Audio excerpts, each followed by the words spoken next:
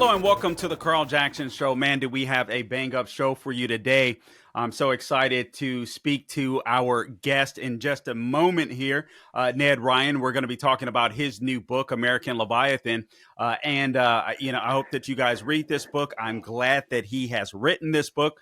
So we want to delve into that. Also, obviously, today is 9/11.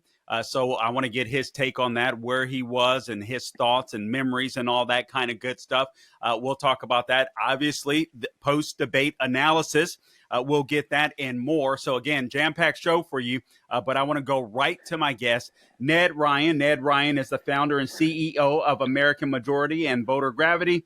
He's the son of former Congressman and Olympian and Presidential Medal of Freedom recipient Jim Ryan. He's been on the show before. Ned, welcome back to the program. I appreciate you joining us. Yeah, good to be with you, Carl. Okay, so and obviously I can't wait to get to your book, and I'm glad you've written it, especially with the platforms that you're able to get on, because I really believe that I hate the term, I got to be honest with you, Ned, I hate the term influencers. I think I consider you. It just sounds kind of weak. You know, I feel like I lose some of my XY chromosomes when people say that. But I feel like you're a culture warrior, and I feel like people respect you for that. And I think that culture warriors that have platforms need to be talking about the founding of this country, what has made this country exceptional, and how progressives, how people on the left have destroyed it, and frankly, how weaklings even on the right are helping that occur. But before we get to that, 23 years since 9/11, Ned Ryun, just real quick, give me your thoughts, memories of that particular day, and are you concerned? Let's just be real, where we are under this Biden-Harris administration, that we could be looking at another 9/11 style attack occurring in the United States. Well, I agree, Carl. The fact that our southern border is so porous, the fact that we saw reports just the other day from Panama that there's identified Hezbollah terrorists moving through the Darien Gap. I mean, it's shocking that we've allowed ourselves to get to this point after having experienced a 9/11 incident, that now we're seeing this. I mean, we've apprehended, I think it was 160, 170 known terrorists on the terrorist watch list. Tens of thousands of Chinese nationals, males. I mean, there's a lot going on that southern border that I think is a national security crisis. Going back to 9/11, I remember very clearly. I was working in the White House, and I remember that day. I can remember almost every moment of it. Wow. I was actually a little bit late getting in. I was a presidential writer for George W. Bush at that time. And I walked in a few minutes late, and some of my fellow writers were already watching the news, and one of the Twin Towers, it was on fire. There was smoke coming out of it, and the initial reports thought it was a small plane. And I remember sitting there watching, and a buddy came in from across the hallway. We're in the Eisenhower building, the old executive, came across the hallway and said, "Hey, the Pentagon is on fire." Now, wow. I'll tell you, Carl, we didn't think much of that. As I look back, it's kind of shocking. You just kind of roll with it. But the week before, the laundry room in the Pentagon had been on fire. So he walks in and says it's on fire. It really didn't register with us that something might be connected between the Twin Tower being on fire and the Pentagon being on fire. And then a few minutes later, he came back and said, "I think we should probably leave the building." And so we all got up. I left my suit coat, my laptop, didn't even turn off my computer. I called my dad, who was in the house at the time, and said, "What's going on? Do you know anything?" He's like, "Well, they're taking us to a secure location. We're not really sure what's going on." We just kind of wandered out of the White House and stood at the corner of 17th and I believe it's G Street. And a few minutes later, my sister, who was working in the faith-based office, came charging out. Her eyes were wide as saucers, and I was like, "Are you all right?" A few minutes after I'd walked out of the White House, the Secret Service had come running through the hall screaming, "Get out, get out, get out." Wow. And I remember exactly what we did. There were some pastors who'd been visiting the White House that day, and we prayed on the corner because we didn't really know what was going on. We went into a local bar to watch the first tower collapse, and the head of the correspondence office, where the presidential writers, that's the office we worked out of. The Secret Service told us to get out of the bar. She met us halfway down the block and said, I don't really know what's going on, but you guys need to make your way home as best you can. You cannot go back in and get any of your stuff. So I remember very clearly walking all the way home from the White House to my parents' house. I was renting the basement from them in the southeast quadrant of DC. And then that night, all of the members of Congress met on the steps of the Capitol saying, God bless America. But yeah, what a day. I mean, it's clearly etched in my memory 23 years later, that day, the feeling, the sights, almost moment by moment. I honestly, I gotta. I mean, obviously, I didn't even know that story, Ned. I am so, Yeah. I'm so glad that you shared that with myself and our audience. That honestly sent chills down my back, and I got to be honest with you. I feel like we've forgotten. I'm just. We have. It's so frustrating. At least half of America, maybe more. I'm just like, I feel like we're asleep at the wheel, Ned. I'm a little concerned. We have taken a lot of things for granted over the last 2 decades plus. And those people who have allowed this southern border crisis to take place, I would argue, do not have the best interests of this country in mind. I've gone so far to say that those who have actually gone this far and turned it into not only a humanitarian crisis, a national security crisis, hate this country. They hate the American people. They do not have the best interests of the American people in mind. And the fact that they have allowed it to get to this state that we know there's Hezbollah and other known terrorists trying to get through our southern border.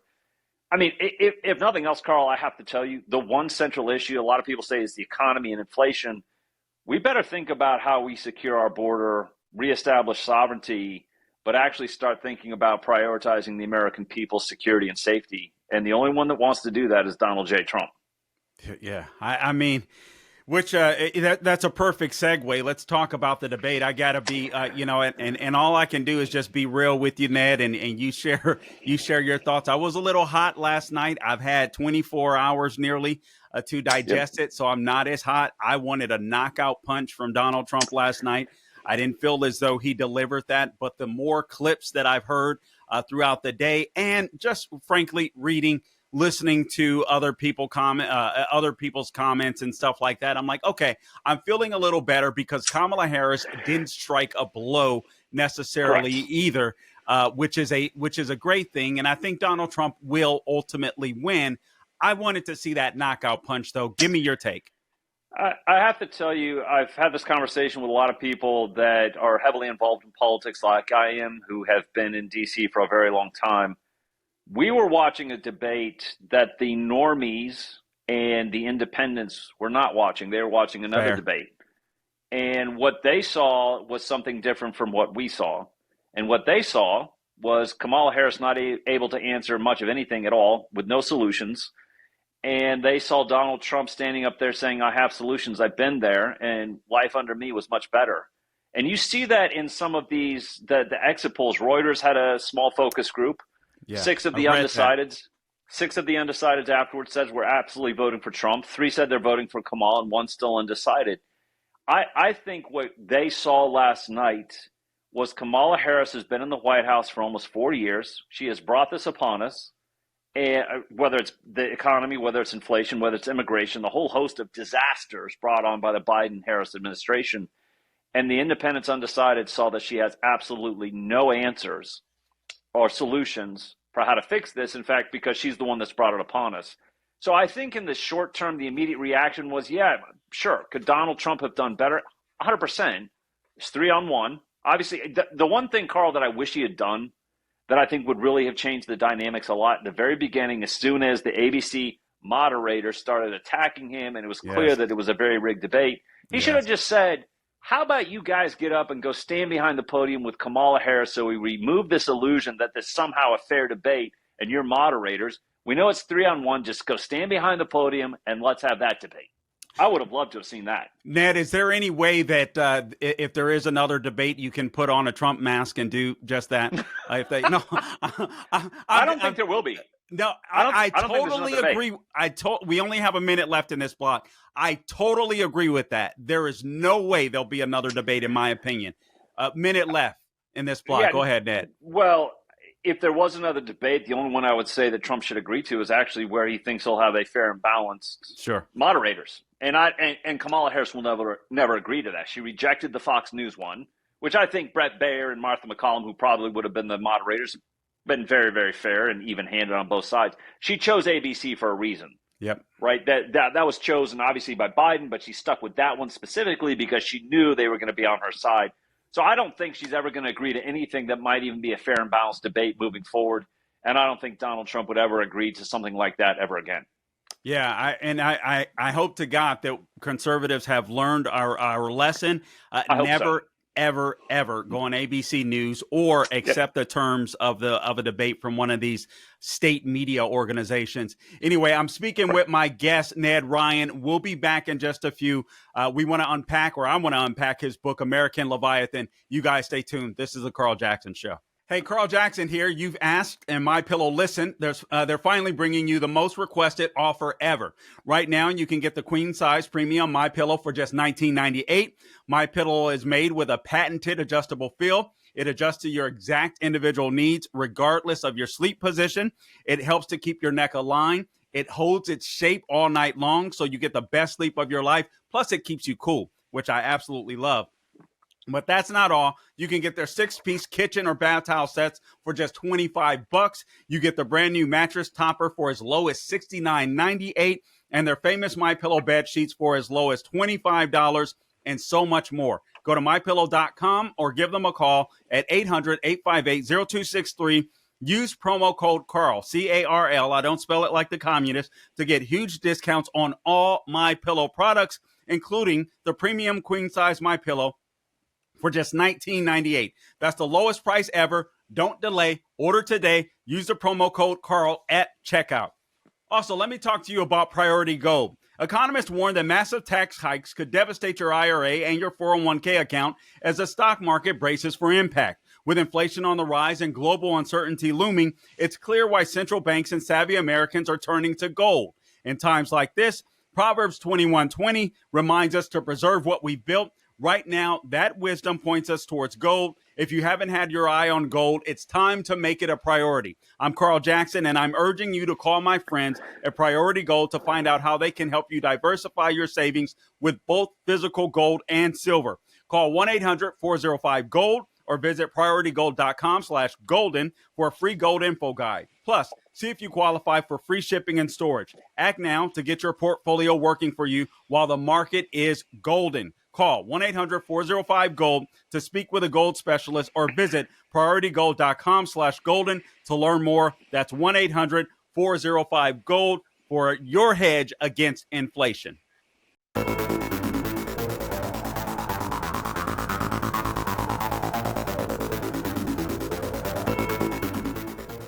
All right, welcome back to the Carl Jackson Show. Again, I'm joined by my guest, Ned Ryun, again, the founder and CEO of American Majority and Voter Gravity. He's also the author of the new book, American Leviathan, actually the birth of the administrative state and progressive authoritarianism. I'm so glad that he's written this book, American Leviathan, because it is so crucial and it is so needed. Everything, I don't want to go too far, but most of the things that we're witnessing take place, particularly when it comes against Trump and the attacks that we're seeing in large part against him and against the American people, are due to the administrative state. And Ned Ryun writes about this, and I feel like it's so important for leaders like Ned to write about this, because I don't think people get this anymore, Ned. Right. No, I mean, one of the inspirations, Carl, for writing this book, I used to do a lot of MSNBC and CNN. For some reason, they don't want me anymore. It's very sad. But during I'm 2017, surprised you came out as centered as you have, Ned. in the spring and summer of 2017, and I had studied the progressives a little bit, and so I was very familiar with the administrative state and all of that. But in 2017, I'm sitting there on sets of MSNBC and CNN with this crazy Russian collusion hoax and fairy tale, and thinking, this is insane. Like, you can't believe this is real because it's so patently false. And as I started to, work through that, understood it had nothing to do with Russian collusion fairy tale. Then came Ukrainian quid pro quo. Had nothing to do with anything to do with that. It was about who decides. And the problem was Donald J. Trump, the great outsider, showed up in Washington, D.C. after having won the 2016 elections and said, I'm the duly elected president of the United States. I decide both domestic and foreign policy, because that's how a constitutional republic is supposed to work, right? All power flows from the people to their duly elected representatives, who they've entrusted to be the stewards of the power and money given to them to actually form a government that actually benefits and promotes the interests of the American people. That's really a rough sketch of a constitutional republic. Well, the problem was the people in D.C. said, yeah, we don't think so. That's absurd. That's not how D.C. operates, hasn't operated that way for decades. In fact, it's an administrative state where these powerful unelected bureaucrats, we're the ones that decide. We're the ones that actually decide how DC operates, how this government works. And so you're a threat to our status quo. You're an existential threat. And that's what it was all about. They were trying to take out Donald J. Trump because they viewed him as an existential threat to the administrative state and the managerial class. For someone who's saying, I think we're a constitutional republic, when in fact, I argue in the book, Carl, I don't think we've actually been truly a constitutional republic for years. And in reality, we're an administrative state. And this is the struggle that you're seeing taking place right now. An administrative state that's been around for just over 100 years. The premise being, from Woodrow Wilson, Theodore Roosevelt, and the early progressives, we will create a massive administrative state filled with unelected bureaucrats, a managerial class, who will be separated from the accountability of elected politics, who will then, through the power of applied science, will govern this country. Truly, that's what they wanted. They will govern this country and lead to greater progress and lead the American people to, I'm not kidding, the apotheosis of mankind, a elevated status for human beings, all through the power of the state. And I talk about Georg Hegel, Prussian philosopher, and his influence, in which he said, the state is the march of God on earth. The state is a living organism. Therefore, through that thinking, the state is salvation. And so progressive statists truly believe that salvation comes through the state. The state is a living organism through which all is subsumed. Corporations, individuals rights, and anything that is deemed beneficial to the state and to progress and to salvation is then given back from the state to the people, to the corporations. That's how you end up in 2016, 2017, and beyond, with very powerful unelected bureaucrats separated from political accountability, saying, we're the ones that decide. That's what progressives always wanted. And Donald J. Trump sitting there going, that's not a constitutional republic. That's not how it's supposed to work. And so what happened, and I think this is, again, it's the genesis for this book, and I'm hoping that the American people who have sensed something's wrong, I hope to put a finer point on it with American Leviathan. You're seeing two very different competing governing philosophies. They will never mix. They are like oil and water, a constitutional republic versus an administrative state. And that's the real struggle, I think, that's taking place right now in D.C. And I would argue, Carl, the central issue in the 2024 elections is the administrative state. If Donald J. Trump wins, him deconstructing it, devolving it, destroying it, to actually return us back to a constitutional republic.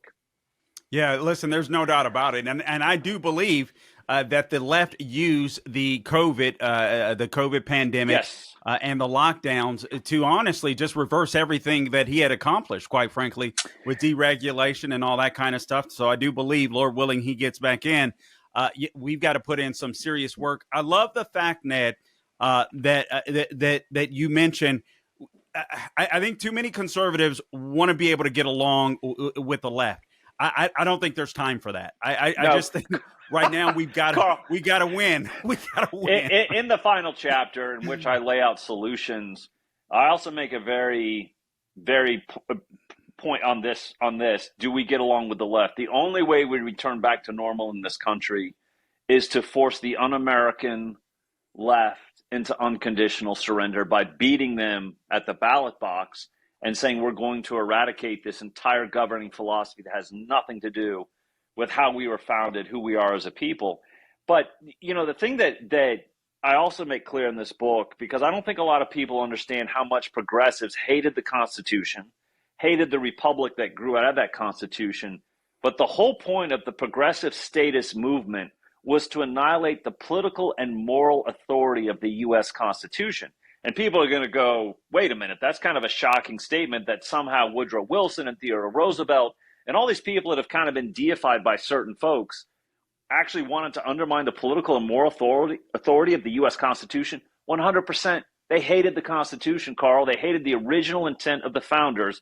They hated the machinery of the Republic. And the point I want to make here is this. Progressive statists hated the Constitution because of the separation of powers. They felt that the separation of powers was a bug, not a feature. They felt that separation of powers, the diffusion of power between the legislative, executive, and judicial branches actually slowed progress. Therefore, what they had to do was destroy the separation of powers, consolidate power into one entity, the administrative state, the executive, legislative, and judicial, to then give these bureaucrats consolidated power. And so when I say it's the birth of the administrative state and progressive authoritarianism, guess what happens when you consolidate power, Carl, in the hands of relatively few? And people resist. And people say, we don't think you actually have the right ideas.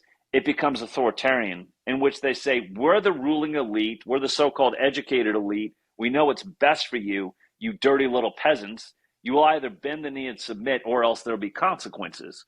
And so that's where I think we're at in this country right now, where these people who believe in the administrative state, progressive authoritarianism, are really getting frustrated that the dirty little peasants like us still actually hold on to those antiquated ideas in their minds of covenants, of constitutions, of inherent natural rights, that somehow our government is a rights-based government.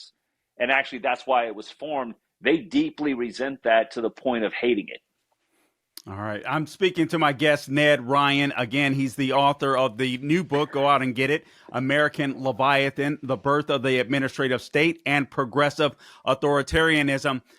Ned, listen, for those of you that are paying attention, please go out and get this book. I'm going to get Ned. I haven't gotten it. I'm going to order this book, and I'm going to order a few of these books because I'm going to be handing them out. I think this is so important. I talk about this all the time. How our federal government just circumvents the will of the people. We saw Absolutely. it with the COVID lockdowns. We see it with the FDA. Thank God for this Chevron deference case. Yes. That was a great case. You talk about that. A minute and a half left.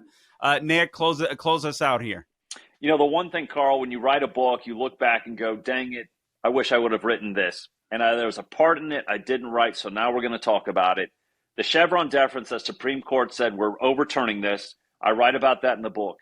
The other one that I wish I had written about is the Supreme Court case that took place this summer, in which they said to the SEC, you can no longer have your administrative law tribunals. People go, what are you talking about? No, these various departments and agencies, Carl, have their private tribunals in which their judge, jury, and quite frankly, executioner. You'd be shocked, Carl, to find out that those tribunals inside the SEC and other various departments and agencies, 90% of the time rule in favor of that various department and agency. And the Supreme Court this summer said that is deeply unconstitutional. It is a violation of the Seventh Amendment, trial by jury. We will no longer allow this to happen. But this is what's been taking place in D.C. for decades and decades and annihilating our Constitution. But more importantly, Carl, I think the progressives and their administrative state, again, as I mentioned earlier, are the greatest threat to our civil liberties of the American people and our rights. Because of this consolidation of power, they've annihilated that and made it the greatest threat to it. Man. Good stuff. Ned, I am so glad that you are out there. You guys go out and get the book, American Leviathan, The Birth of the Administrative State and Progressive Authoritarianism. It is time for us to take our power back. And for some of you to learn that we've lost our power. Ned Ryun. That's right. Thank you so much. I appreciate you, Thanks, Carl. I appreciate it.